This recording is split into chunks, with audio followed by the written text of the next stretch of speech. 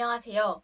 오늘은 여러분들에게 SRA의 그 범죄의 피해자의 증언을 하나 알려드리려고 합니다. 네, 이미 전에도 말했듯이 SRA는 아동 성매매 범죄의 종류 중 하나입니다. 그런데 우리가 알고 있는 그러니까 평범하다기보단 우리가 알고 있는 그런 납치 사건 또는 뭐 강간 사건 그런 사건들이 이제 포함된 건데 아동 성매매에도 정말로 많은 종류가 있잖아요. 근데 그 중에서도 저에게 가장 충격적이었던 그 범죄의 이름이 바로 SRA인데 이것은 사탄적 의식학대 약자입니다. 다른 말로는 뭐 의례적 학대라고 이렇게 이름이 불려지기도 하는데 이 범죄를 일컫는 그런 피해자의 증언들은 정말로 우리가 알고 있는 그런 내용과는 달리 정말로 충격적입니다. 왜냐하면 그 피해자들이 당하는 것이 우리가 생각했던 것보다 훨씬 더 충격적이고 그리고 그 가해자가 누구인지가 훨씬 더 충격적이기 때문이다. 그리고 마지막으로 중요한 게 바로 이 범죄가 우리 모두를 정말로 나쁘게 우리 사회를 영향 끼치고 있기 때문이다. 그래서 정말로 설명을 잘하는 그런 피해자 한 명을 그분의 증언 내용을 이렇게 읽어드리려고 합니다. 먼저 일단 피해자의 이름은 빅터인데 이분이 직접 피해를 당한 건 아니고 이분의 아내와 자녀들이 이런 네트워크 조직 이런 조직에서 학대를 당했었습니다. 근데 결국 이제 거기서 벗어날 수 있었는데 이제 남편이자 아버지인 이 빅터가 이것을 점점 알게 되면서 연구를 했었습니다. 이런 범죄에 대해서. 그러면서 되게 전문적으로 좀 이야기를 해서 네, 이렇게 소개를 좀 하고 싶습니다. 일단 질문이 어떻게 혹은 누구를 통해 의례적 학대에 접하게 되었냐인데 이분은 정말 예상치 못하게 정말 비자발적으로 조직적 의례 학대라는 주제에 접하게 되었습니다. 일단은 이제 이분의 아내와 아이들을 통해서였는데 처음에는 아내에게서 아무런 징후도 보이지 않았습니다. 그런 일이 있었다는 암시조차 없었고 설령 있었다 해도 저는 그런 세계가 존재하는지조차 몰랐습니다. 그런데 시간이 흐르면서 아내가 불면증, 통증, 우울증 등 온갖 신체적 고통을 호소하기 시작하며 그런 실체가 드러났습니다. 수많은 의사, 정신과 의사, 심리학자를 찾아갔지만 아무도 원인을 몰랐습니다. 그러다 결국 진실이 터져 나왔습니다. 특정 자극, 트리거들이 아내의 첫 기억들을 끌어올린 것입니다. 당시 저는 그 내용을 믿을 수도 이해할 수도 없었습니다. 그러니까 이분에게도 정말 충격적이었던 거죠. 처음 나온 기억은 어린 시절 친아버지에게 당한 학대였습니다. 친아버지가 딸을 반복적으로 성폭행했다는 사실을 저는 도저히 믿을 수 없었습니다. 하지만 곧이어 사이버 종교와 조직적 의례 학대에 연관된 기억들이 줄을 이었습니다. 그 역시 이해하기 힘들었습니다. 그래서 이분의 그 아내가 이제 어렸을 때 자기의 아버지한테 그런 학대를 당했다는 기억이 처음으로 오게 되었던 거죠. 그 후 저는 관련 서적을 읽으며 집중적으로 연구했습니다. 정신질환에 대해 공부하고 전문가 교육을 받았으며 다른 피해자들로부터 놀랄 만큼 유사한 이야기들을 들었습니다. 무엇보다 저는 직접 조사를 수행했습니다. 아내가 지목한 범행 현장들을 방문해 보았고 그 과정에서 아내의 말이 정말 사실이라는 것을 깨달았습니다. 아내는 지형이 변해 알 수 없었을 세부적인 과거의 모습까지 정확히 묘사했기 때문입니다. 여러 확증이 모이면서 전체 그림이 맞춰졌고 불행히도 이 모든 것이 사실임이 명백해졌습니다. 그렇게 저는 이 주제에 점점 더 깊이 관여하게 되었습니다. 네, 두 번째 질문은 기억이 나중에 돌아왔다는 말씀인가요?인데 그래서 이분의 아내는 이분이 한 40에서 50살 때가 되었을 때 그 트리거라는 걸 통해서 기억의 파편들이 떠오릅니다. 그래서 이렇게 사람들이 내가 이런 거를 당했다고 지금 말을 안 해도 어렸을 때 일어난 일이기 때문에 기억이 나중에 오는 겁니다. 그래서 이것을 이제 해리성 장애라고 부른다고 합니다. 이어서 읽으면은 그들은 전문적으로 가해자들은 이를 아주 잘 알고 이용합니다. 그들은 전문적으로 조직되어 있습니다. 아이가 끔찍한 고통 속에서도 일상생활을 유지하며 존재할 수 있도록 아주 어릴 때부터 반복적으로 고문하고 학대해 분리된 인격을 만듭니다. 너무나 고통스러운 기억은 일상 인격으로부터 완전히 분리되어 다른 인격 안에 갇히게 됩니다. 이것은 단순히 기억하고 싶지 않은 한 번의 나쁜 경험이 아닙니다. 죽음을 경험하는 수준의 최악의 사건들입니다. 가해자들은 이를 이용해 아이들을 길들이고 나중에 사이비 종교 내에서 경력을 쌓게 만듭니다. 그래서 이런 학대는 일상에서 철저히 숨겨지고 분리됩니다.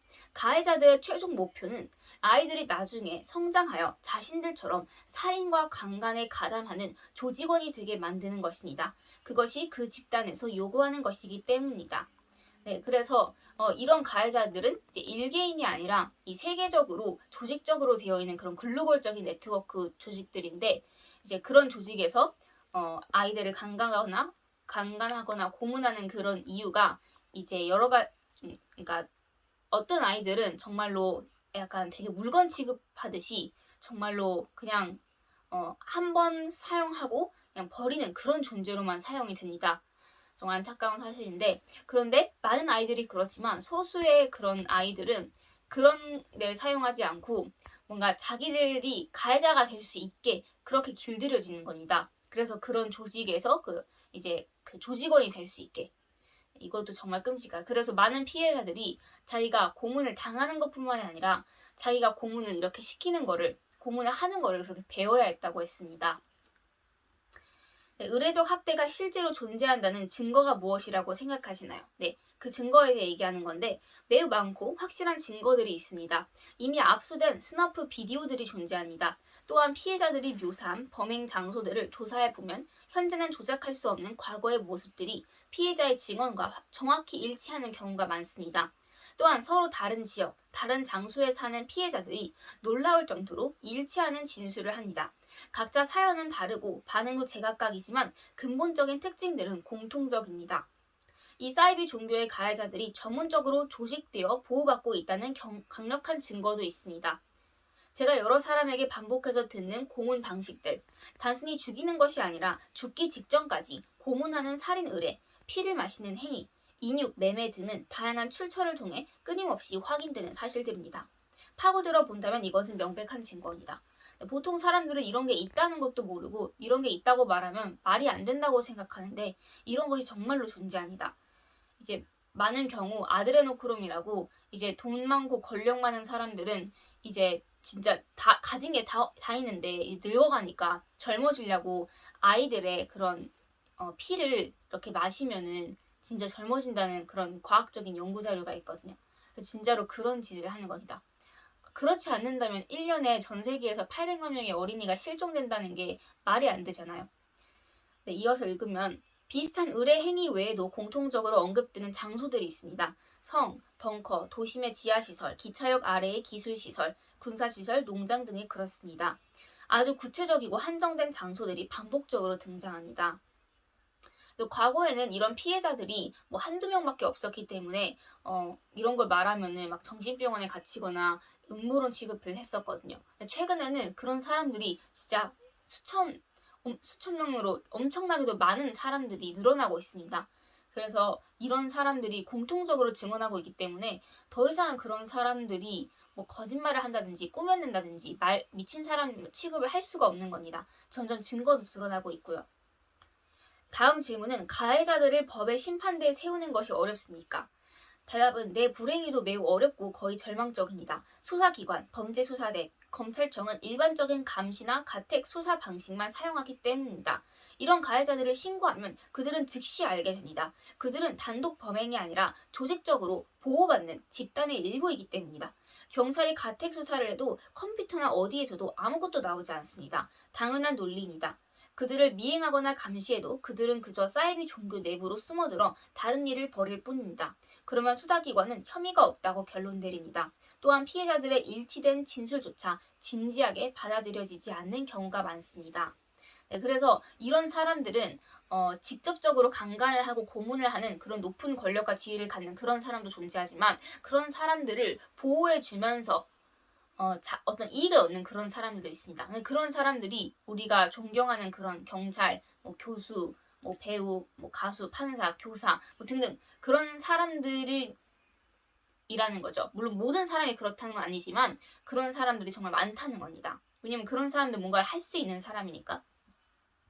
제가 직접 경험한 것은 증거가 사라진다는 것입니다. 저를 이를 증명할 기록을 가지고 있습니다. 매우 중요한 문서와 하드웨어, 증거들이 검찰 단계에서 등록되지 않거나 최종 보고서에서 사실과 정반대로 기재되기도 합니다. 이해가 갑니다. 저 역시 처음에는 믿지 않았으니까요. 우리 사회의 세계관과 맞지 않는 일들입니다. 특히 스위스 같은 나라에서는 있을 수 없는 일이어야만 하죠. 이분이 스위스 사람이거든요. 하지만 믿기지 않는다고 해서 존재하지 않는 것은 아닙니다. 마지막으로 하고 싶은 말씀이나 메시지가 있나요? 네, 이런 영상들을 통해 정보를 퍼뜨리고 인식을 높이는 것이 중요하다고 생각합니다. 현실이 세상 밖으로 드러나야 합니다. 만약 제가 지금 아는 것을 20년 전에도 알았다면 최소한 제 아이들만큼은 보호할 수 있었을 것입니다. 제 아이들도 그것에 끌려가 고문당했고 살인을 강요받았습니다. 네, 그러니까 이분은 그 아내와 아이들을 지키지 못했던 거죠. 심각한 트라우마를 입었고 평생 치유하기 힘든 상처를 입었습니다. 그때 알았더라면 아이들을 그 지옥에서 구해낼 수 있었을 것입니다.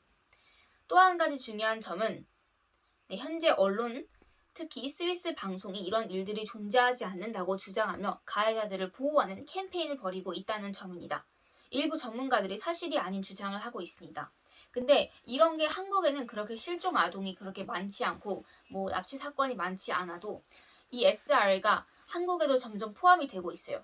그 한 가지 증거가 한국에서도 점점 동성애나 아니면 트랜스젠더 같은 그런 성소수자, 그런 사람들 점점 증가하고 있습니다. 왜냐하면 외국에서는 그 소아성애자들을 위한 합법화까지 점점 준비하려고 하고 있습니다. 물론 공식적으로는 당연히 뉴스에서 드러나지 않죠. 하지만 그런 이제 법을 만들려고 하는 사람들이 있고, 왜냐하면 소아성애자들은 이런 아이들을 강간하는 걸 좋아하니까. 그래서 그런 사람들은 자기가 이제 아프지 않고 정말 정상이라고 생각을 하니까 그 사람들이 만약 힘과 권력이 있다면 당연히 법으로 만들려거나 그러겠죠. 어쨌든 정말 미친 사회인데 하지만 동성애나 트랜스젠더는 단지 그냥 어떻게 보면 준비 과정인 것 같아요. 왜냐면 옛날 같았어도 동성애가 있다고 하면 사람들은 정말 이상하게 봤었잖아요. 미친 취급하고. 근데 지금은 정상이라고 생각하잖아요.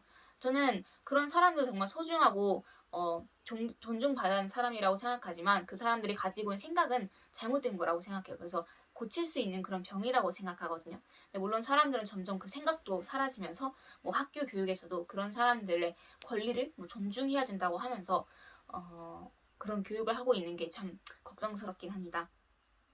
어쨌든 이어서 읽으면 해리성 정체감 장애 DID가 매우 드문 병이라고 주장합니다. 네, 해리성 정체감 장애는 보통 이런 조직에서 살아남은 그런 아이들이 가지고 있는 병이에요. 그러니까 인격이 여러 개로 분리되어 있는 거예요. 뭐 다중인격이라고 하거든요. 근데 여기서는 이제 매우 드문 병이라고 주장하지만 하지만 유병률 조사에 따르면 전체 인구의 0.4%에서 4%가 겪고 있습니다.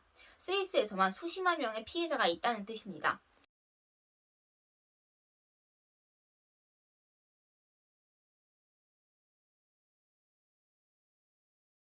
이는 영유아기의 심각한 폭력을 가리키는 명백한 지표입니다. 반복적이고 의도적인 폭력이 없다면 DID는 발생하지 않습니다. 심지어 진단받지 못한 채 고통받는 이들은 통계에 포함되지도 않습니다. 물론 연기하거나 속이는 사람이 있을 수도 있겠지만 이 정도로 거대한 규모로 일어나는 일을 모두 거짓이라 할 수는 없습니다. 그러니까 우리도 이런 사실들을 점점 진지하게 받아들여야 한다는 겁니다. 왜냐하면 이것이 내 삶의 일상생활과 내 가족과 내 삶과 관련이 있기 때문입니다. 최근 진실이 점점 더 많이 밝혀지자 가해자들이 반응하고 있는 것입니다. 현실이 명백해지니 그들도 가해자를 보호하기 위한 캠페인으로 맞서는 것이겠죠. 하지만 이것은 불행하게도 엄연한 현실입니다.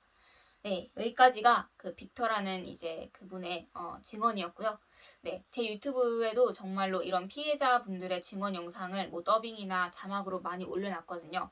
그래서 한 번쯤이라도 좀 보고 그거에 대해서 진지하게 생각해 보는 게 정말 그러셨으면 좋겠습니다.